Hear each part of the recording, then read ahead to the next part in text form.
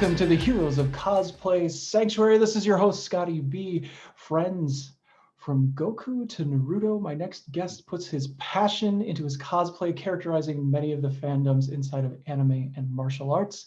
He's helped the community in many big ways, fundraising, collaborating, in visits at conventions, and is an advocate for doing the right thing inside of the cosplay community, as well as finding balance.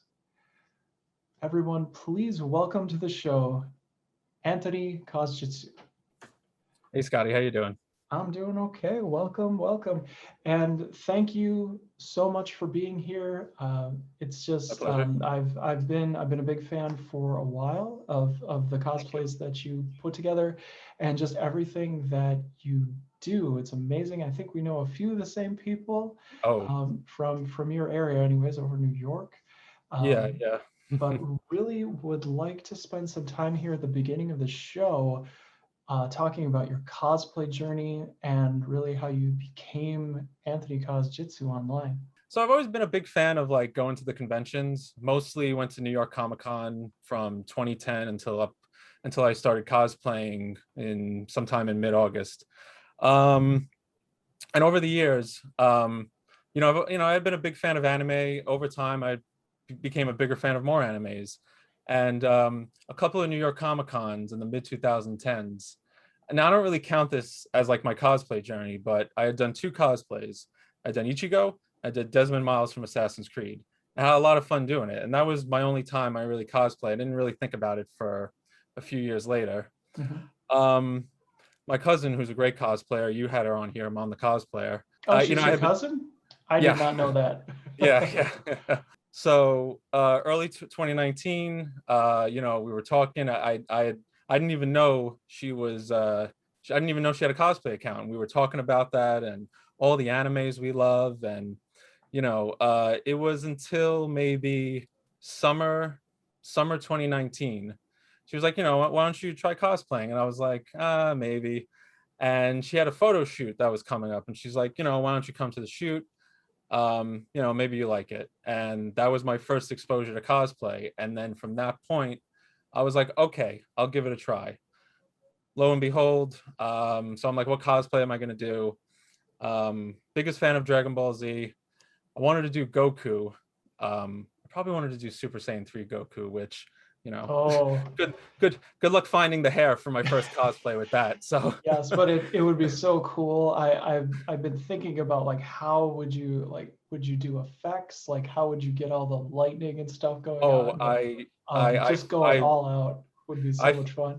Yeah, I found someone that'll be a future plan, but we're gonna leave that for the future. So we had found a Goku Black cosplay, and one of my friends, I borrowed the wig from him, and it was the Super Saiyan Rose version of Goku Black. And then that wound up being my first cosplay. Went to my first con, Liberty City Anime Convention, down in New York City, Manhattan. I think it was at the Marriott, I think. I had met some cool people, very down-to-earth people, very nice people, very non-judgmental people. And it threw me off. And what else threw me off was the amount of people who came up to me about how much they love my cosplay. And I must have had literally at least 100 people take pictures of me. And I was just like, wow, well, okay. I was like, and went to my cousin. I was like, I think I'll do another convention.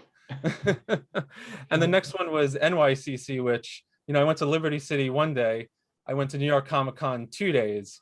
And from the beginning, I was like, I'm not a cosplayer. I'm doing this for a hobby. And then I had a great time at NYCC. That's where I had, my Edward Kenway cosplay and my Peter B cosplay. And then Anime NYC came next, and that was a full weekend. And then at that point, it was like, okay, yeah, I'm fully a cosplayer. And throughout the whole time, I just had my own personal Instagram account, and just had a separate name. And over time, I was like, all right, this account, it's gaining popularity. I'm posting more, as opposed to fixing a mix of cosplay and other things. I'm posting mostly cosplay now. And I'm like, okay, all right, what name should I come up with? And I'm not only about cosplay, I'm also about martial arts and jiu-jitsu. So cosplayer, CosJitsu, cosplayer, Brazilian Jiu-Jitsu practitioner, AnthonyCosJitsu. And that's how that handle formed. And I think from that point forward, I just, everything just got a lot better from there. I don't know if it was because of the name or if I just kind of hit a new level in what I was doing. But always from the beginning, I always had a standard of how I wanted my cosplays to come out, how I wanted photo shoots done. Obviously, it's grown over time. Obviously, I've improved upon it, and I've been surrounded by so many great cosplayers to help me along the way. There's a lot of people I can name that I wouldn't have gotten this far without. Oh, I'm sure we will have a little bit of time to discuss just more of the cosplay journey. But you did mention jujitsu, which is very interesting to me. Of course, Dragon Ball Z is like one of my favorite shows ever. Even though even when you do have to like wait 20 episodes for something to happen, because I didn't watch Kai when it first came out. It was just on Cartoon Network. So you'd sit for the half an hour, you'd be like, I love the can't wait for original. tomorrow. Yeah, I love the original English dub, 291 episodes, takes 5 episodes to build a spirit bomb. That's what I love. That's the Dragon Ball Z I grew up with. Yes, and I think I saw Tree of Might. I've only seen Tree of Might, the Japanese version. I've never actually seen the English dubbed version yet. Okay, we got to get you on all the movies though. Yeah, I'm a few behind. When I started, I think there were only 10 movies. I think there's more than that now, and I've only seen 4. I want to say. A couple of decades old. You got some time to catch up. Yes. Well, and I kind of watched it start and stop in real time a little bit because we're going back to the 90s. But love the characters. Love just how the fight scenes and everything.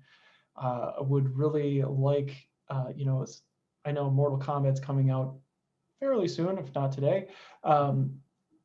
But I wish they would do something for Dragon Ball Z. I would like to have a really cool live action movie. I know they can do it now, but they tried that, and let's not talk about that movie. Yeah, the live action movie that exists now is about as good as Mortal Kombat 2.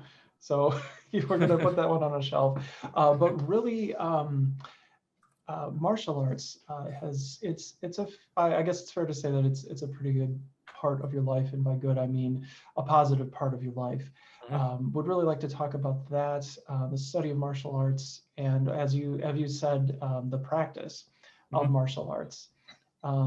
It can help with cosplay, but it can really help resonate with a lot of things inside of you as well. And I'm just, I guess, speaking a little bit from my own experience with martial arts, having studied it for many years. I've never actually gotten into jujitsu though, and I would love to hear more about it. I know you're I guess what they would call a mid-rank right now, correct? I did see a video where you were promoted to purple belt, and for the folks that are listening, they may not know where that falls exactly or how the ranking system works, but it does take a fair amount of time in jiu-jitsu to go from belt to belt. It's not like every month or anything like that. It's a fairly good length of time that you spend really honing your skills at every belt. It takes about 8 to 12 years on average for someone to get to black belt. So in the middle 10 years. There are some people that have have gotten to their black belt in less than 8 years. There are some people that have taken longer because it was just a simple hobby to them, and they only went maybe once or twice a week. But yeah, the belt ranking system: white belt, blue belt, purple belt, brown, then black, and then after that, it's I'll save those details. But yeah, we don't really use the term mid belt or high belt or whatever. I mean, maybe we'll say like high rank or low rank or anything like that. But yeah, so I'm at purple belt. I have a stripe on my purple belt. Back in 2017, I had gotten my purple belt. So I've had my purple belt for a little bit of time. I haven't kept up to the same level of training as I did with maybe white and blue, and obviously the pandemic and missing a lot of months of training, that also attributed to that as well. But yeah, that journey of mine that started back in 2012. You know, a close friend of mine, honestly, a close friend of mine who has changed my life for the better, you know, got me into different animes and helped me with my psychology in terms of with martial arts and discipline and all that stuff. But yeah, it was in 2012 where, we introduced me to MMA, showed me the UFC and all that, and I had all these I started watching, had all these favorite fighters, got really addicted to it. And then he was also training at the school I'm at now. He was doing Brazilian Jiu-Jitsu there. But at first I was a little bit, I wasn't too into the grappling as much, which that's what Brazilian Jiu-Jitsu is. It's mostly submission grappling. I kind of wanted to do more striking, maybe kickboxing, Muay Thai. Went to a different place, tried it out. Kind of wasn't my thing. And then eventually, October of 2012 that year, I'd signed up at my current Jiu-Jitsu academy, Bronx Jiu-Jitsu. And from that point on, they were doing different classes. They were doing a lot of Brazilian Jiu-Jitsu. They still had a lot of the striking classes that I really wanted to go to more. Took several months, but, took my beatings and, developed some cardio and got some skills in, and, I was hooked. And from that point on, whether I was consistent or inconsistent, I didn't quit. I kept going. Honestly, besides from the pandemic, and even including injuries, I hadn't missed more than 3 weeks. Maybe there was times where I'd missed a week, but I was always doing maybe 3 times a week going. But yeah, and it's not the traditional martial art that people are used to, like maybe Taekwondo or karate or Aikido or any of those things. No 12-year-old is getting a black belt. This is legitimate. This is a style. This is a style that the UFC was built upon of. So it's in those rankings of legit fighting styles. And I didn't just learn that. Along the way, I've learned some aspects of wrestling, some aspects of Muay Thai, kickboxing, judo. Not my main styles, but I pieced it together along the way to kind of complement what I do. And also on top of that, for the last maybe 6 or 7 years, I've been taking weightlifting really serious too, which also helps you build a strong mindset. Also helps you get stronger. Just that commitment, just that extra commitment alone, just adds to everything. And I feel like it really did complement what I was doing at my jiu-jitsu school. So Yeah, wow. I mean, it's a lot. It's a lot to balance, to have martial arts and fitness, weight training, cosplay, everything work. going on. And then, yeah, you got to go to work too. That's a lot to fit into a schedule. Yeah. You have to be fairly super disciplined in order to accomplish and achieve all of that. Yeah. And I know you've talked about mindset in the past, Yeah. and it's, I guess, something that really interests me. Just the whole approach to mindset, having a disciplined mind. Really, how has that helped you, and overall and inside of cosplay? I guess to give like the basic layout of what discipline is. So like motivation is like kind of that push to get you to go do something, whether it's your own self-motivation, whether you're using music or a friend to help motivate you to go do something. And I'll admit along the way, sometimes I've fallen and my friend gets in my ear and be like, hey, like you're spending time doing this, but you can't spend time doing this. And then it's like, yeah, you're right. What am I doing? So, but what discipline is, aside from that, is having no motivation. So for example, you have no motivation, you get up, it's 6 o'clock in the morning, 7 o'clock in the morning, or you just finished work and you don't want to do anything. And what discipline is just kind of just ignoring that, getting past that, and just saying like, I don't care how much this hurts. I hate it, but if I do it, it's going to make me a better person. Like going to martial arts. I can't tell you how many times I didn't want to go train. Like I can't tell you how many times I was just like, I can't, I don't want to do this. I don't want to get thrown around. I don't want to, but you know what? Look where I am now. I mean, I wish I was further, but I'm at purple belt. I'm at, in Brazilian Jiu-Jitsu. I mean, that's a very small percentage of the population as a whole. That there's not that many people that start jiu-jitsu. There's not that many people that get to blue, even less that get to purple, then brown, then black. So how I would apply it to just the cosplay world is there's a lot of things that you have to do to put together a great cosplay. But I kind of take pride in kind of canonizing the character. Obviously, people are creative, people have their own way of doing it. I take pride in canonizing it. And whether I'm buying it or commissioning it, I want to make sure that piece looks right to fit the character. And also that it fits me too, because obviously this is not an anime, this is real world. So I take a lot of time to do that, and I don't want to do that. And I kind of force myself to do that.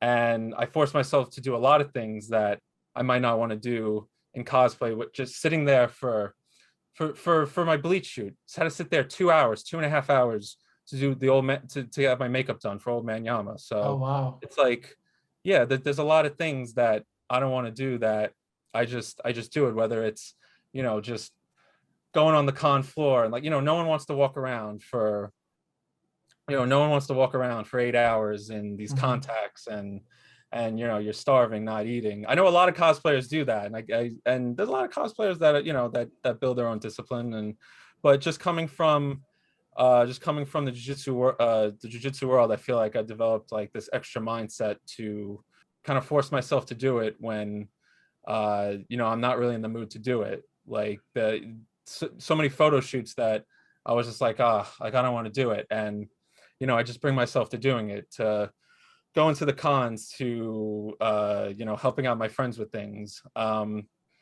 also just and a lot of mental toughness comes along with it too, and that mental toughness makes me do it for, I guess maybe that's like the stamina of discipline. People forget that so much goes into cosplay, and your cosplays are amazing, by the way. I just wanted to make sure I got that in.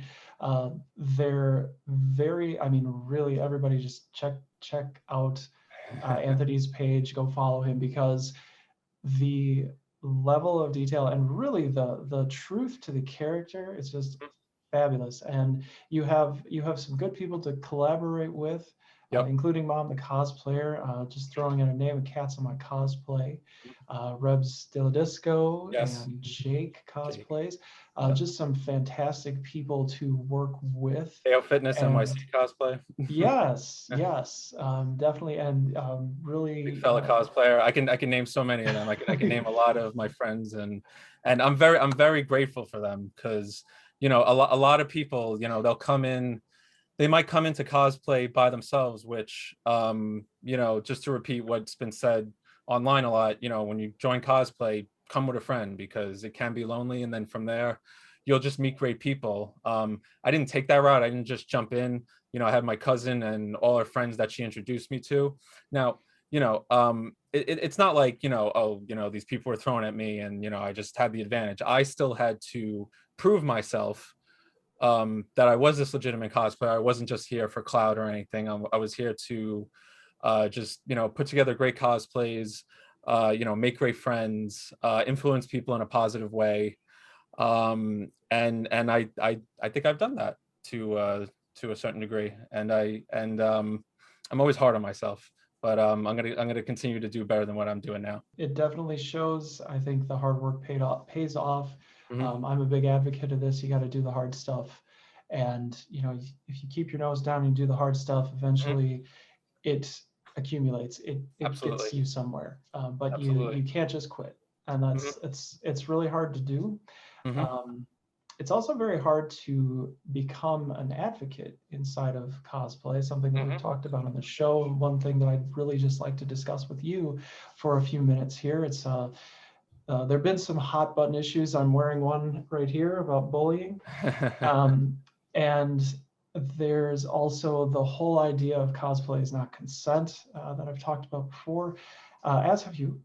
And really, as a male cosplayer, and this is it's where it gets a little bit touchy, but do you see that harassment happens inside of the community regardless of gender? Yeah, I think it does happen, regardless of gender. I think, unfortunately, I don't think, I don't want to blame one side's doing more than the other.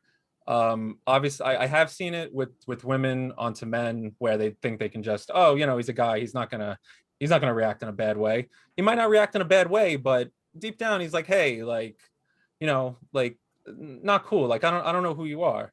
I do see it happen from more men to women, and in that instance, a better job needs to be done. And what more can you do than be outspoken about it and educate people about it on proper etiquette, how to behave. And as to what you have on your shirt with the bullying in cosplay, yeah, unfortunately that's been that's been a thing for as far as I've been in it. I can't say that I've actually seen it happen in person. It's more so I've heard it from someone else saying something, and a lot of the time it happens on social media. So, and I just want to point out that the vast majority of cosplayers, and at least from who I've met, are really good people. And I think the majority of cosplayers would not want to intentionally hurt anyone like that. But unfortunately, we have a small set of cosplayers, or mostly, in my opinion, I feel like they're mostly fans of cosplayers, that unfortunately, they don't know how to abide by the cosplay is not consent, or the bullying part too. The bullying though, well, first of all, I'll finish with the cosplay is not consent. Yeah, unfortunately, you'll have a lot of introverted people that come to these conventions, may not know what you should properly do or not do. People that might come from backgrounds where they're freely touchy-feely with someone, and you're coming to a cosplayer who's not used to that or doesn't like that, and they're very to themselves. And I think that's where things like that start to happen. Unfortunately, you might also have certain photographers that, not to say they're not real photographers, but sometimes they might take advantage of a situation. I've never been a part of that, but I have friends who have told me things, and me as well. And also, unfortunately, and not just with the photographers, but we've seen certain situations get broadcasted out on Instagram as well. So, but I think what's out of all I just said, I think the bigger, not like I said, not that it's a big issue. I feel like the majority of cosplayers are great, but there is a little bit of a bullying issue sometimes. Not in the sense of someone pushing someone or saying like, "Hey, give me your lunch money," more in the sense of,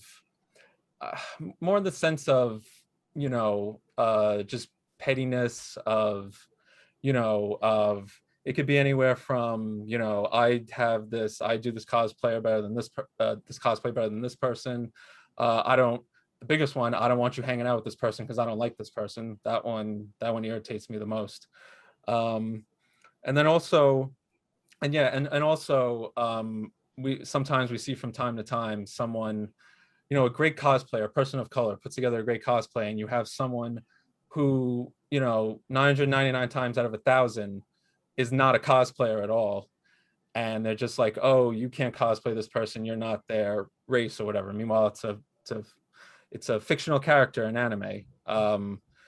Like I said, that's not so much in the cosplay community, because cosplayers know better than that. But I just wanted to point that out as a form of bullying. But back to what's mostly the bigger topic I said that's in the community a lot is, there's all this pettiness that happens. Someone has an argument with someone has a bad falling out with someone, and someone might have a problem that if you're friends with that person, and then they might not associate with you, they might tell you not to hang out with that person, or they might just separate themselves from you because they think, oh, this person's not listening to me about how bad this person is. And I'm just here to say, like, look, it's one thing if they did something really terrible, that was highly immoral or even illegal. It's like, yeah, we should all know about that person, stay away from that person. But if it's your own personal thing with that person, if you had a personal spat with someone, you have no right to tell someone else that they can't associate with that person, especially if it was just a personal spat between you two. So you going to that cosplayer and saying like, oh, like, I don't know why you're hanging out with this person. I thought like, you know, I thought we were friends or whatever. It's like, you know, stuff like that has to stop. And like I said, that's one of the biggest forms of bullying I've seen. Like I said, with the people of color cosplayers getting bullied, that's up there as well, along with the biggest forms of bullying in the community. But like I said, to end on a good note, the vast majority of cosplayers you'll meet are not like that at all. I just want to make that very clear. It seems that it gets amplified and then it dies off and it gets amplified again, and it's really it's fairly isolated, but it can lead to some just big disastrous. And like I said before, to bounce off what I was just saying before, you've seen it happen on social media, and this person's on that person's side, this person's on that person's side, like this person's vouching for this person, and it's like, do you guys even know the full story before you're even commenting? You know, like I there's a brilliant quote. There's 3 sides to every story: mine, yours, and the truth. And you heard one of 3 sides, and then started to react before you even found out what the truth is. So, you know, and to bounce off of that, keep things private. Not everything needs to be. I think 98% of what we see doesn't need to be on social media. You know, talking about consent and conduct and becoming an advocate for really, I don't know if I want to call it keeping the peace, but for really, you know, just believing in the betterment, you know, that cosplay can exist for bigger reasons than, you know, just kind of looking for clout or trying to get into something so that you can kind of springboard yourself into something else. But even, I guess, going a little bit further, you'd mentioned that some cosplayers don't like to be touched. And I think, you know, there's one really good reason for that. It's that, you know, the costume is probably one of the big things on their mind when they're wearing it. You know, like we don't necessarily think about that when we're at a costume or when we're just at a con, especially if we haven't cosplayed yet. My first convention, I don't think I was really thinking about how fragile some of these things may be or how much work went into all of it. And that's so important to realize is, you know, sometimes it's not just a personal space thing. It's that if you like get too close and like scrunch people when they're wearing their costumes, they might break. It's foam. It's you know, it's something that's tailored exactly to that person in many cases. I mean, you got foam that could snap. You got foam that it gets too close to heat, it could melt. Like, I don't know what you've been touching. I don't know if your hands are greasy or if you've been eating food and now you're gonna, you know, now it's like, hey, like, let me take a picture with you, and like, then like your entire sweaty food, you know, food-ridden arm is on my back, and it's like, great, now I have another 6 hours at the con, and he just ruined my cosplay. So yeah, that's another great point about it. And, you know, I mean, some people even bring handlers, quote unquote, handlers to the show just because they have so many different accessories and there's just a lot of things to consider. Like you said, walking around the con for 8 hours and really not thinking about food and not thinking about, you know, what you're going to do or even how you're going to get to the bathroom sometimes. So possibly hungover from the night before partying. Possibly hungover. It does happen because, you know, there is a fun part of cosplay, and while just being a human, you do need to take your breaks. But I guess a little bit of an awkward segue, but I do want to spend some time today, especially talking about your characterization of one of my favorite characters and probably a lot of other people's favorite, Sub-Zero, inside of Mortal Kombat. I remember playing the original game a long time ago, probably on Sega Genesis, and before that, probably in the arcade. And it was such a crazy, awesome game because it went so much further than a lot of platform games did at the time, as far as the kind of crazy stuff that you could do with your character. There was a lot of violence that didn't exist in games yet. But really, just another awesome build of yours. It's Sub-Zero. I just love the detail and just the direction that you went with it. The HBO Max does look pretty good. but really just want to talk about how you created Sub-Zero and what went into that cosplay for you. Yeah, and just for the record, this weekend I am going to see the new Mortal Kombat with my cousin, and we're actually going in theaters to see it. Awesome. Yeah, It's yeah, gonna yeah. be And she will be wearing her katana mask, and I'll be wearing my Sub-Zero mask. So I can't wait for it. But to answer your question on my Sub-Zero build, that is a mostly commissioned cosplay from Cupcakes and Cosplay. She did all my measurements, and yeah, she did a phenomenal job.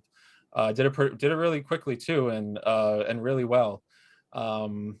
Yeah, so like, just I guess a little small backstory behind that, but last October, was it October? I'm trying to think. Yeah, last October, the weekend of what New York Comic Con was supposed to be, uh LizCon occurred, and I'll give you a little bit of backstory of what LizCon is. So my friend and his wife, since it was in the middle of the pandemic, and this was kind of around the time where like the numbers were actually low, and there were no conventions around, so they decided to get a small socially distanced get together in their backyard. They set it up.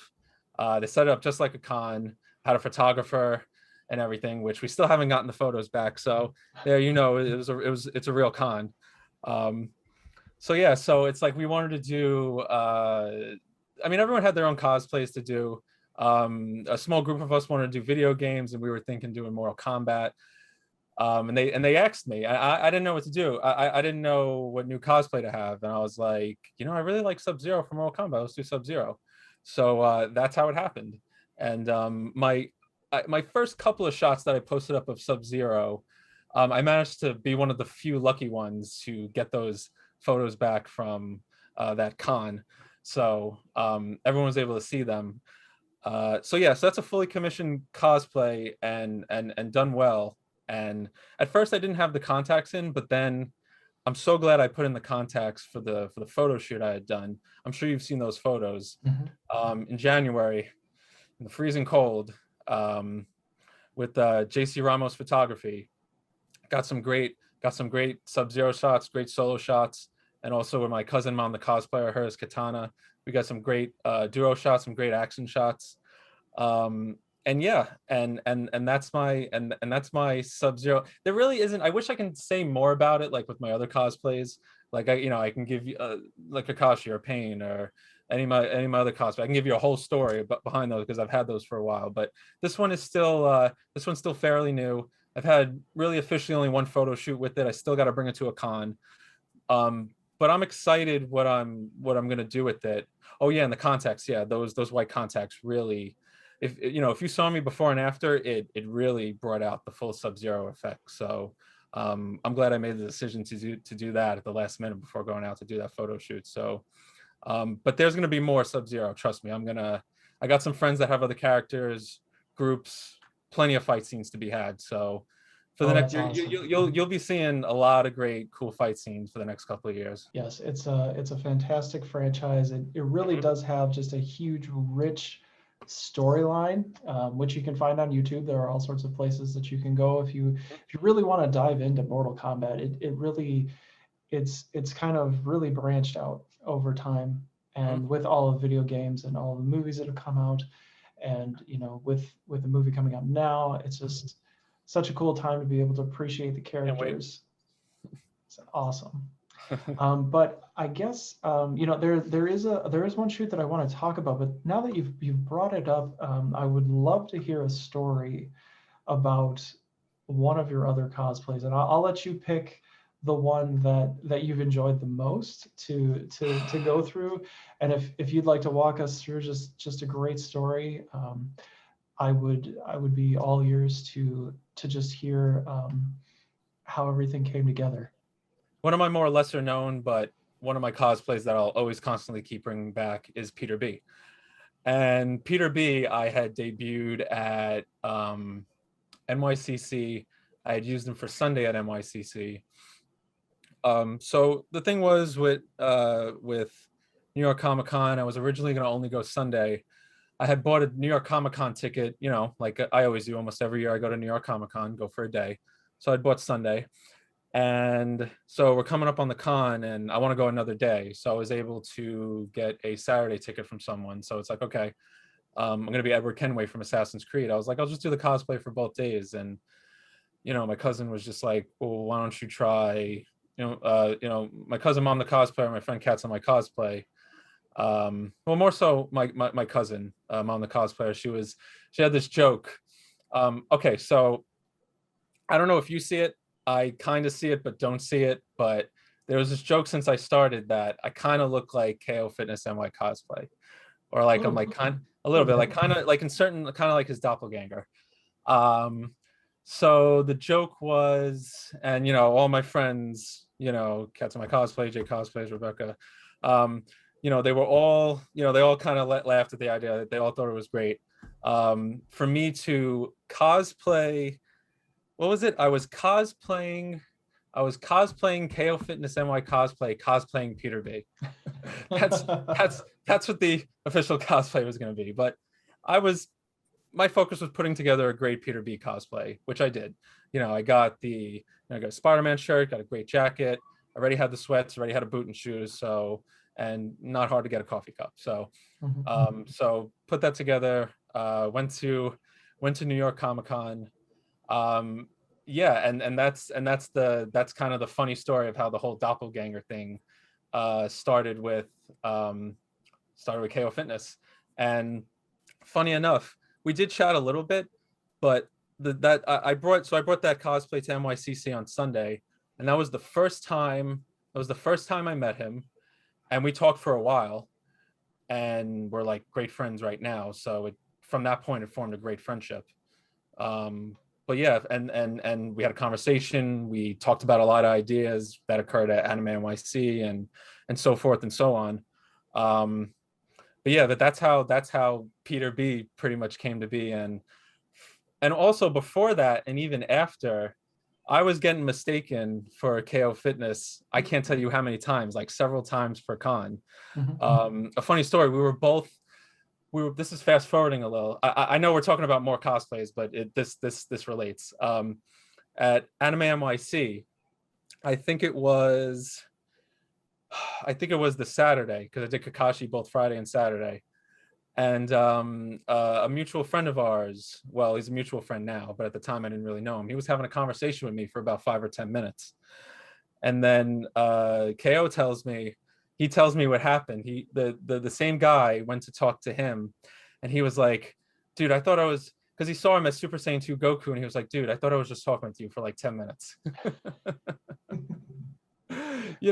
And then even up to Katsucon, the last con I went to, they were like, Kevin? I was like, nope. Put my mask down, like, nope, it's Anthony. So that's a funny story behind, and that's happened to almost me and all my cosplays. People think I'm him. But that's the one specific cosplay where I have a great story behind. I have a great story about other if we have time, we can get to them. But that's the one story I wanted to tell, because it tells the whole KO Fitness doppelganger story and the whole thing that still continues even now. No, and it's really great having cosplay stories that lead to friendships. Yeah. And that you really find people that you can mesh with, and you can talk about the fandoms and just all the stuff that's going on. And that I think it becomes a little bit more rare as you get older. Again, just talking from my own experiences. But when you can find that common ground, and you go to the cons, you find people online, you can talk about these things. You meet some just fantastic people. And as you said, there are a lot of fantastic cosplayers in the community. Certainly, Anthony, you are one of them for sure. Really, it's great to listen to you and to hear all the positive things that you say, and also just the way that you explain the stories and things that happen at cons. There is one shoot that I would like to talk about as we get to the end of the show, and it was your cosplay as Joker.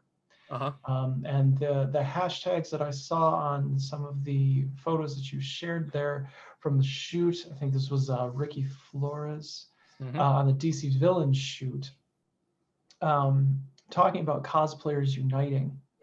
as we will kind of segueing into my next season of content. Really that collaboration, becoming the Joker and being part of these kinds of collaborations. Do you feel like it helps to bring cosplayers together when you do something as complex as a group shoot? Yeah, I feel like just bringing people together. I mean, most of the photo shoots I've done, I've more or less known the person, but I've had photo shoots where I've known someone and they had a mutual friend that wanted to join in, so I made friends with that person. So that's another way to make friends, through photo shoots. I know a lot of people get together with people they know and they don't know, and yeah, like that's a great way to form friendships and create positivity. And I could say a lot of things about what you just said right now, because I mean that's my big thing. Like, and I don't know if people notice this on my page, but yes, I post. There are solo shots, there are solo videos of me, but most of the time I'm trying to post something that's with me and someone else, or me in a group. I really take a lot of pride in those duos, those small groups, those big groups. I just feel like, everyone that's on that project with me deserves, deserves for their work to be put up there as well, because they've done such a great job, and they've contributed a lot to my cosplay journey. They deserve it as much as much as I do. And I'm not really much of a selfish guy. Like, I'm not one to really like try to like this like this is the most like the amount I'm talking about myself right now. It's like this is probably like a week's worth or a week and a half's worth, so um I always like the attention going towards people, people that are close to me, and other cosplayers. And like I said before, like, there's some badass solo shots I put up. There's, during quarantine I couldn't really shoot with people, so it was a lot of doing stuff by myself. So that's why you saw a lot of the TikTok videos for a certain point. So but to jump but yeah, that kind of ties into the Cosplayers Unite thing, because just, with all the drama, like going back to again the drama, and why it starts, I don't think there's any reason for cosplayers to hold any slight grudge, or be petty about something. Or, I think, I think right now, if whoever's listening to this, like, if there's anyone in your life right now, whether you dislike or you stop talking to them because they pissed you off, or you hate them for whatever, you know, uh, uh, for any small reason, for any petty reason, for any argument, for any, even if it was something serious, maybe enough time has passed to where you both changed as people. I kind of encourage, I not kind of, I strongly encourage everyone to kind of reach out to that person, whether it was your fault or not, and be like, hey, like, and you don't even have to apologize. You can be like, hey, I'm not mad. We're cool. I don't hold anything against you. And I feel like, you know, even if you're not friends, that anxiety, that stress just went from here to here. And that just creates an overall good vibe for everyone else that you're friends with, for everyone else in the community. Oh, Yeah. I'm sorry, you talked about also the photo shoot as well. Oh, yeah. If I would love to hear details about the shoot itself. Of course, talking about cosplayers uniting, Yeah. and just kind of going off of that. I think it's a wonderful idea to be able to reach out to people, Mhm. especially if you've had differences like that. And yeah, I guess I refer to it as agreeing to disagree in some cases, but that it's a space for multi-passionate individuals. Mhm. Sometimes we're getting frustrated for a different reason. We end up kind of reflecting that, and people pick up on that energy, and it kind of snowballs into things. It gets out of Yep. control. It's not often things, we're all, well, most of us are adults. Yeah. So we have to Try to behave like adults too. behave like an adult, navigate these waters, even though we are, dressing up like characters from Mhm. potentially Yeah. video games, anime, Mhm. cartoons that we enjoyed as younger people, or possibly not younger people in my case. And it's for fun, but yes, it's really about coming together. Mhm. just as you did in this shoot. And I would also like to talk about your Bleach cosplay shoot, if we have just a few minutes. But yes, definitely give me some details on becoming the Joker. To start off the year, I did the Akatsuki shoot, which Jake Cosplays Oh, put together, yes. and I was Payne, I was Payne, who was the leader of the Akatsuki, for that shoot, and I was asked. Like, I didn't even know anything about Naruto at the time. I started watching Naruto because of that cosplay. It's kind of amazing how things happen sometimes, and that turned out, and Pain turned out to be one of my favorite, or pretty much my favorite cosplay that I like to put on, even though it's a pain to put on because, you know, there's all the chakras and the makeup and just everything that has to be the contacts, the scleras, the 22 millimeter scleras you got to put in your eye. It started off with that for the year, and then it kind of just snowballed. You know, I had 2 good shoots at Katsucon, and obviously the pandemic happened, so it was kind of hard to do stuff over the summer. But yeah, towards the end of the year, I had the Joker shoot, and it was the Bleach shoot I had first, and then a week later I had the DC villain shoot. So, you know, I'm going from, you know, having a bald cap and 2 hours of makeup to getting my hair dyed and almost 2 hours of makeup, maybe an hour of makeup, maybe not too much, but I'll start with the Joker since you asked that first, and then I'll go back to Bleach. Yeah, so you know, again, I have to shout out my cousin again, Mom the Cosplayer. You know, her and her friend Cupcakes and Cosplay, which is actually Cupcakes and Cosplay. It was her idea to put together this like black and gold theme type of heist, type of DC villain shoot. And you know, we had 6 villains, all great cosplayers, all great friends of mine. I encourage everyone to go to my Instagram and check all them out. Go check out all of their work as well. So yeah, I was asked to be the Joker, and yeah, and you know, got together. You know, again, I gotta thank Cupcakes and Cosplay. She got the suit for me, and she also did a lot with the concept art of how the shoot would be set up. So a really big shout out to her and all the hard work she put in. But yeah, so, and then you know, my cousin was there for the makeup and the hair, and you know, you know, ask her, and you know, ask several people I know. I'm not great when it comes to, I'm not great with sitting still in general. So you can only imagine like an hour or 2 hours of makeup. It's like fidgeting my face, you know, she's like, Agony. stop, Yeah. she's like, stop moving. And I have to try to not move, you know, so I don't get smacked in the head. So, but yeah, so that's how that project came about. And you did mention Ricky Flores, which he did do the duos and the small groups and the big group. Prior to that, earlier on in the day, we had JC Ramos come and do our solos. So I have to give him a big shout out for getting a lot of my great solo shots. And that there was daylight there. So I know there's a lot of darkness in the background, but that's then a testament to JC's not only photography, but editing skills as well. So yeah, a lot of great shots. And yeah, Ricky, he did the, you know, deep into the night, you know, like 9-10 o'clock at night, you know, we were shooting our whole group, trying to get all the shots we were looking for, all of us in the chair, all of us with our other person I had, you know, at Harley Quinn. So yeah, and everyone did a phenomenal job with their cosplays. You know, I'm proud of everyone in that shoot that did such a great job. And man, when I got those edits back, it was like, you know, threw them up, and the reaction was like, it was like, I was, you know, it was humbling. It was humbling, and I'm like I said before, I'm like one of my harshest critics, you know, like I went into this being like I've seen, I gotta not do this, and I encourage people not to do this, but I always see someone else's cosplay, and I'm like, man, I wish I can do that. Like, and I, you know, I always have my friends in my ear, like, stop doing that. Like, you put on a really good Joker cosplay, and I was, honestly, I did not expect the reaction that I got from that Joker cosplay. It was like, I was like, wow, I've been doing all anime. I switched it up, and I was like, you know, I kind of looked, we were looking for like more of a cartoon slash Heath Ledger vibe, but it kind of looked more so Jared Leto-ish, kind of with my own spin on it.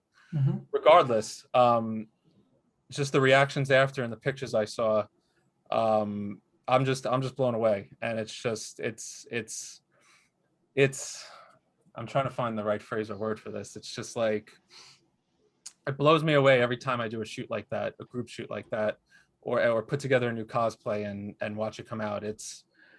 I think that's what makes me keep coming back for more. I'll screw this up, but artistic value in everything that was coming out of it. And really, I haven't seen anything like that. I mean, you see these huge, fantastic builds and lots of foam armor and things like that, and like dragons and lots of big slaying sorts of pieces like this.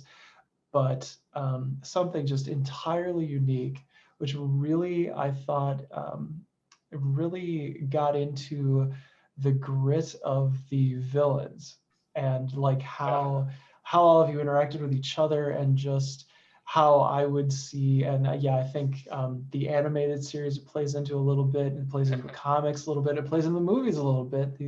The characters came together, and just all of the vibrance, and really couldn't tell that you'd been out there just really hammering it out for as long as you did. I mean, it's a long day. It was like 4 or 5 hours. Yeah, it was like a 4 or 5 hour day. And also, I got to give credit a lot to Ricky, who was the main photographer, Ricky Flores, who was the main photographer on that project. And he had the whole setup, all the camera equipment, the lights, the flash.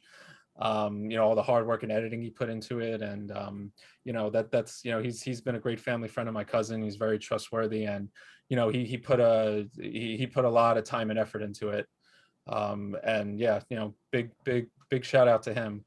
And I know you also wanted me to talk about the Bleach shoot as well, right? Yes. Go Take 13. Yeah. So. Absolutely. Dragon Ball Z is my number one. My number two, a little bit people know, it's Bleach. I've been into that anime, mostly the anime, since 2013. After the anime ended, the manga continued. I read that final arc. It was great. I'll spare the details, but talking about that shoot specifically, so I got to give a little backstory on this one. So when it comes to Bleach, I do want to do more than just Ichigo, which I did. But for my main focus has always been doing Ichigo, and then any other characters afterwards, I would do them. And going into the shoot, it was going to be the Gote 13, the 13 captains, the 13 court guard squad. For anyone who's a dub or sub fan, who whatever name you want to call it, I like to refer them as the Gote 13. But I was going to be Ichigo, and we were going to have 13 captains. Unfortunately, at the last minute, one of our friends had to drop out, and and we kind of thought it might happen leading up to it. So I had said, look, if you can't make it, I'll drop Ichigo, and I'll become the head captain, even though I knew that it was going to be a bald cap, hours of makeup. And like, I knew there was 3 weeks left, and we had to do our best to put together that cosplay as best and as quickly as we did. And we did. And I don't know if several years ago I would have went through with it, but definitely everything I've been through with training and all that stuff, and just the cosplay experience, I was just like, you know what, I'll do something most people don't really do. I'll kind of just like step up and take that spot for the sake of the shoot, because like we've been trying to plan that shoot for a long time. Probably, we had the idea for that shoot probably the December.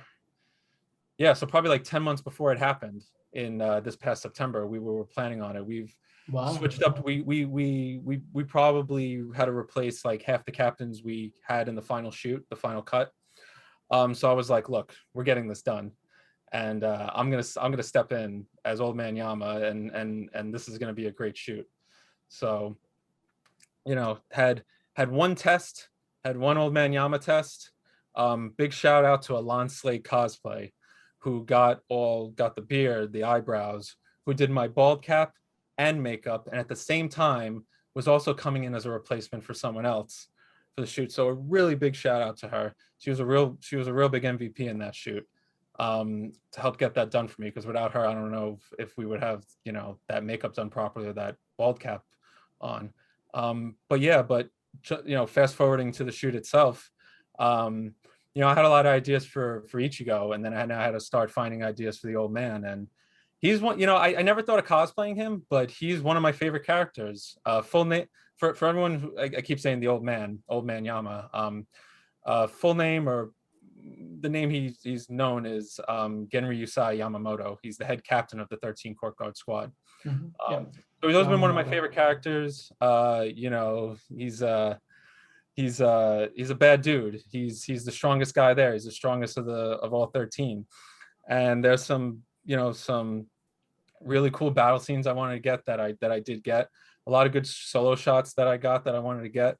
Oh, to mention the 2 photographers on this project, the main photographer, Michael Larget, who everyone knows, who takes phenomenal photos.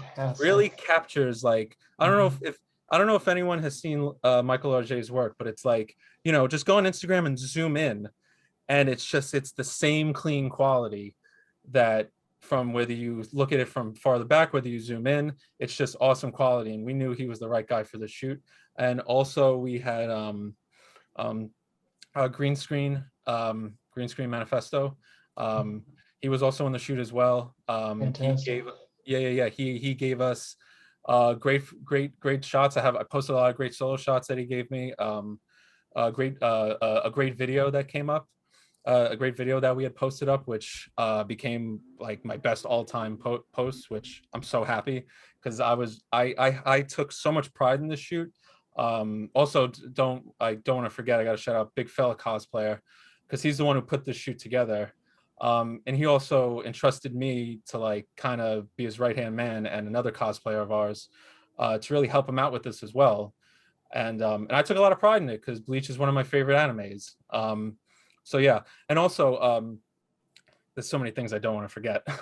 And also Michael Larget being the main photographer on this shoot, we wanted this one specific shot, and you've seen it. You've seen that composite shot, along with all the other great shots. It's amongst the I posted 3 rows. There's 9 shots that I really liked that Michael Larget had taken. You know, there's the battle scenes with me and Ukitake and Shunsui, or the ones with me and Kenpachi. But there's this one composite shot with me in the background, and all of us lined up. I'm sure you saw that shot, right? Yes, I do. Yeah, that was taken outside at like 4:55 p.m., 5 minutes before we're getting kicked out of the garden, to get this perfect shot. And yeah, and a composite was made out of it, and this was the one shot that we wanted, because it's a canon scene. It's an iconic canon scene of all of them lined up for a meeting. And yeah, and that's just, and I mean, that wasn't the last shoot of the year. Obviously the DC villains shoot was the last shoot of the year, but but to at least have one of those shoots, just to end, you know, to be in the pandemic and almost end the year with something like that, you know, after doing the Akatsuki in the beginning, going to Katsucon, having this huge gap because of the height of the pandemic, man, I felt so accomplished. And right above me right here, I have a 12x18 portrait of it, along with my Akatsuki banner over there. Yeah, just I don't know what words to say, but and also the DC villains too. I don't have a picture of a frame or anything like that. I do want to get one of it framed, but you know, Akatsuki, Bleach, did Team 7 as Kakashi. Forgot to talk about that. DC villains, those 4 groups I had done this year, man. I'm just man, I for what happened in 2020, man, I feel accomplished. Yeah. And I think rightfully so. The word that keeps coming up in my head is tremendous. Just a tremendous tremendous shoot, tremendous, just everybody, all the players involved, tremendous photography, and really just all of the energy, and that you all stuck to your plan for as long as you did, and you got it. I mean, so much time went into it, so much planning. And I encourage everyone to go follow all the cosplayers that were involved in all these shoots. I mean, between all the groups, you know, there was, I mean, obviously we had still some of the same people that were in certain shoots, but you know, I've, you know, since I started, you know, it's hard for people to believe. I started August 2019. It's only literally been, it's only been 20 months. It's only, yeah, not even 2 years yet. And I tell people that, and they're like, I thought you were doing this for years. But yeah, what I was saying before, big shout out to all the cosplayers that, not from just from these shoots, but from all the shoots and all the pictures I've gotten, and all I must have used about 24 photographers throughout my journey. And shout out to all the people along the way. And let's unite. Let's just come together more. And once we break away from this pandemic, once everything is in full swing again, once we're in go mode, once we're full time with the cons again and we're all getting together, let's put aside anything that happened prior, anything that happened during the pandemic, and let's hug it out.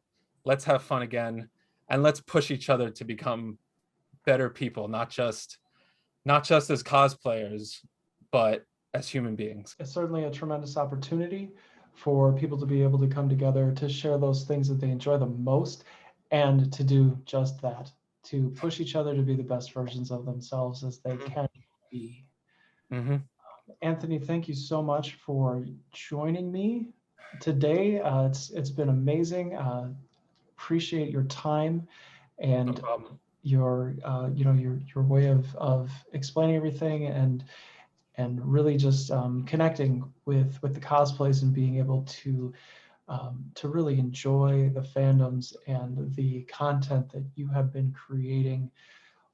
Where can we find you and how can we support you online? Mainly in terms of what I'm doing with cosplay, AnthonyCosJitsu on Instagram. Anthony, I'm sure everyone knows how to spell Anthony, COSJITSU. Should be the same thing for Twitter. I'm not as active on there, but anything I post on Instagram, the picture will go onto Twitter. I do have a Twitch. It should be with the same handle. Same thing for YouTube. I want to start posting more videos in the near future. I might want to start streaming from time to time. Where else could you find me? I also have a Ko-fi set up.